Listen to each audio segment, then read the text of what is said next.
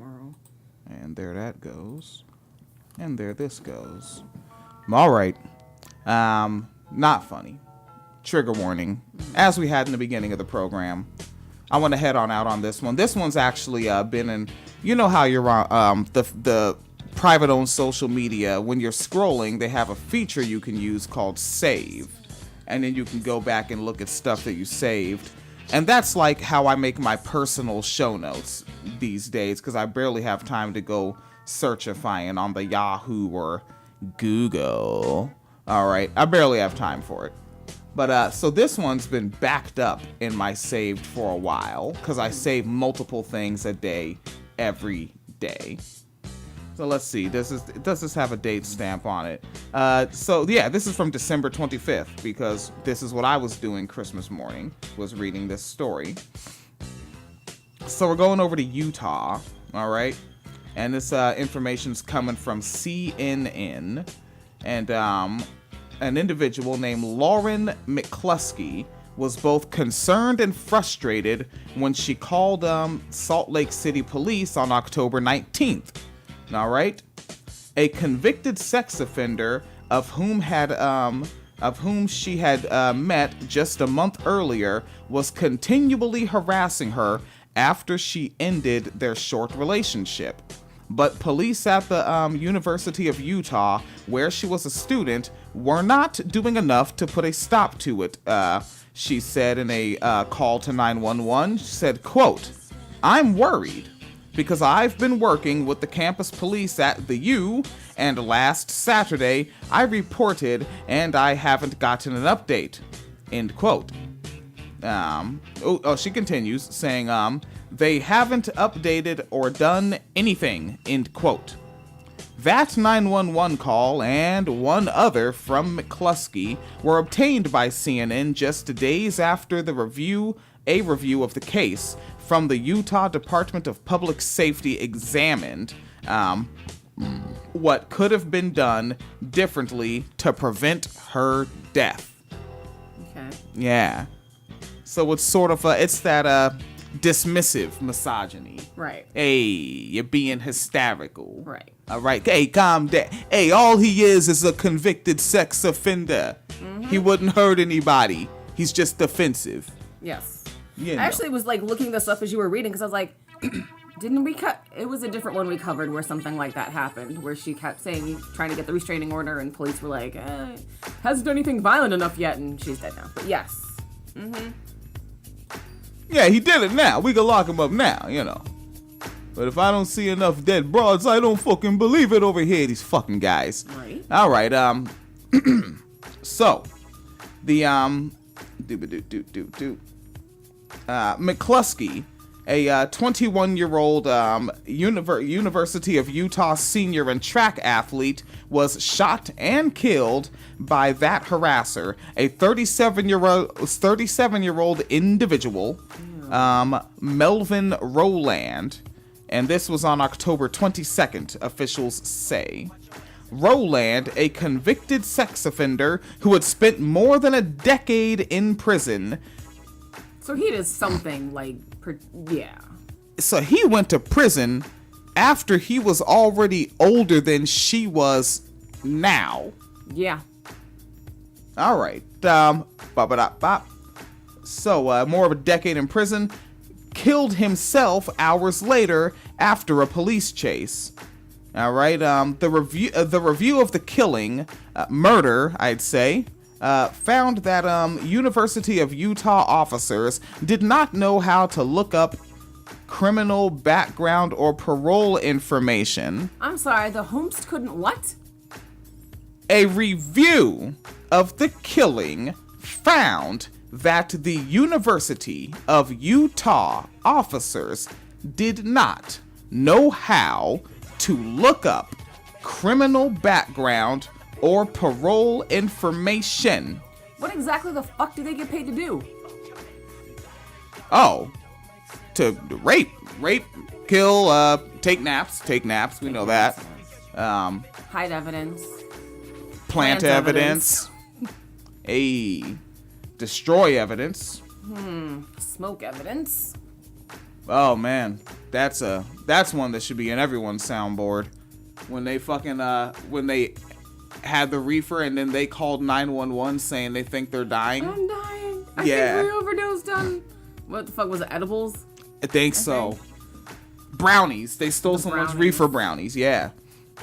All right, this story continues. So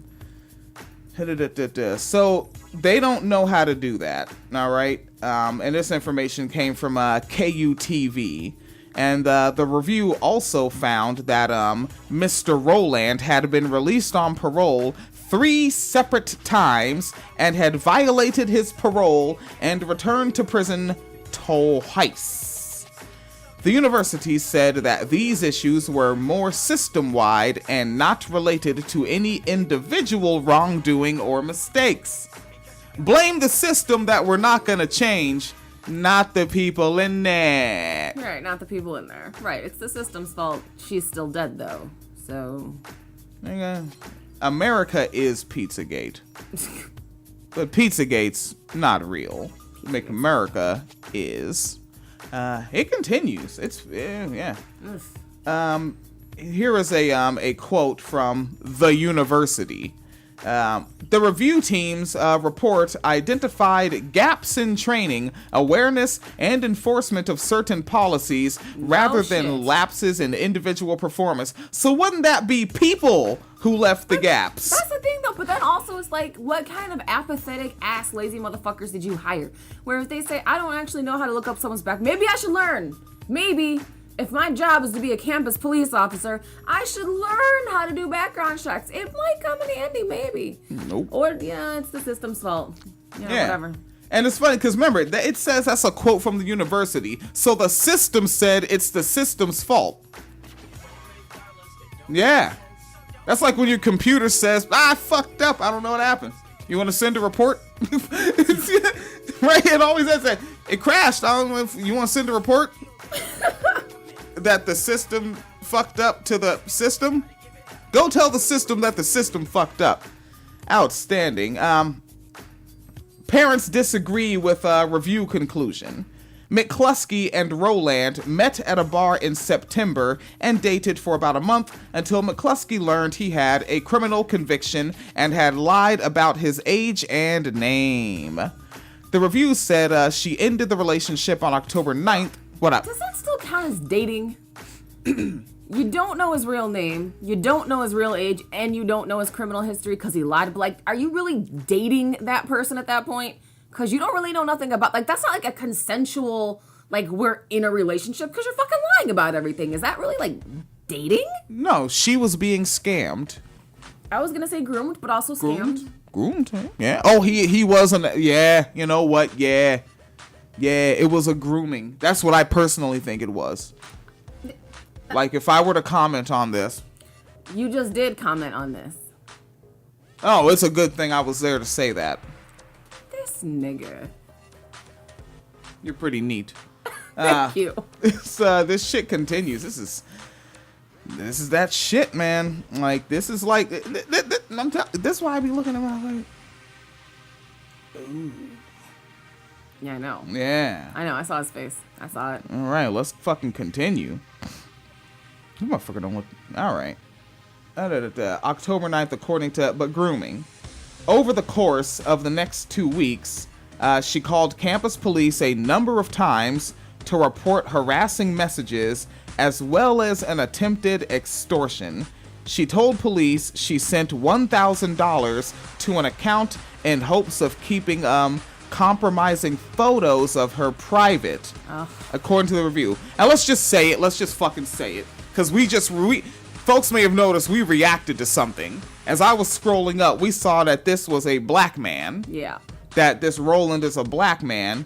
And I personally, the way black people age, he don't look no goddamn 20s to me. No, he definitely looks mid-30s. Maybe that's just how he looks in the mugshot. I don't know. Yeah, that's at least a 34. So then you think about how cold that white-on-white misogyny is, that they didn't care, or I guess now they don't care to protect their white girls from the Negro menace anymore, even when this one actually is a menace. Well, probably because if there were compromising photos, that means they were probably already intimate, and therefore she has been tainted forever, so you can't save that one. It's broken. It's broken. I think they call that mud sharking. Yeah, I've heard that. Yes. Yeah. Uh-huh. So yeah, I wouldn't be surprised if that was actually a fact, part of the apathy. Holy shit. Like, well, that's the one you picked, man. Deal with the consequences. Because also, this is Utah. Yeah. Like this is like Denmark white. Like this is there's not a lot white. of black people in Utah. Okay, and all right, let's see. Audio from McCluskey's 911 calls to Salt Lake City police show that she was increasingly frustrated by the pace of the university investigation. Let me that one comes in a little aggressive, doesn't it? The university's investigation. Skibby flibby dibby doo. She first called the Salt Lake City police on October 13th to say that she had been blackmailed for money, and the dispatcher advised her to talk to University of Utah police. And she said, quote, "I've contacted them already. I just wanted to talk to you as well. Yeah, I was just concerned because I wasn't sure how long they were gonna take." End quote. A week later, she called the Salt Lake City police again to follow up on the case and said it had been a week since her last update. But again, the dispatcher referred her to the school's police, which had jurisdiction over the case. McCluskey's parents, Jill and Matthew McCluskey, posted a rebuttal to the review of her case, according to the CNN affiliate KUTV. The rebuttal lays out a number of instances in which the University of Utah police failed to properly escalate what they say had become an increasingly dangerous situation. Quote, "We respectfully disagree with the conclusion that Lauren's murder could not have been prevented. There were numerous opportunities to protect her during the almost 2 weeks between the time when her when her daughter began expressing repeated, elevating, and persistent concerns about her situation on the time and the time of her murder." End quote. And that is a cold way to end an article. That's it. Damn. All right. Okay. Yeah, that was a cold ass ending. Should we stay up on this one? Yeah. Yeah, let's stay up on it. I guess, but then it's also like, what is there to stay up on?